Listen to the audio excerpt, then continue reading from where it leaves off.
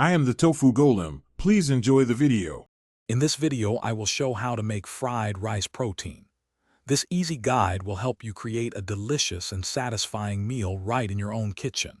We will start by gathering all the necessary ingredients, including your preferred protein, some fresh vegetables, and most importantly, cold, day-old rice. This simple preparation ensures a perfect texture every time, making your cooking experience smooth and enjoyable.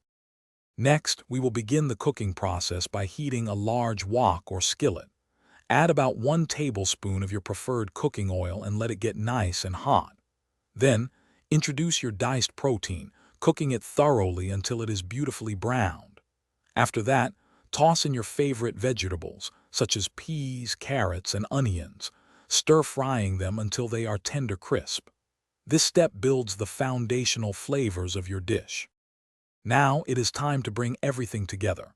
Gently push your cooked protein and vegetables to one side of the wok, creating an empty space. Add your cold, day-old rice to this open area, breaking up any clumps with your spatula. Then, drizzle about 2 tablespoons of soy sauce and 1 teaspoon of fragrant sesame oil directly over the rice. These additions will infuse your dish with classic fried rice flavors. Finally, stir all the ingredients together vigorously, ensuring the sauce evenly coats every grain of rice and every piece of protein and vegetable. Continue to cook for another 2 to 3 minutes, allowing the entire dish to heat through completely.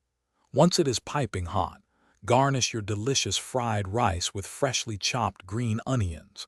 Serve it immediately to enjoy the best possible flavor and texture. Enjoy your homemade meal. Thanks for watching.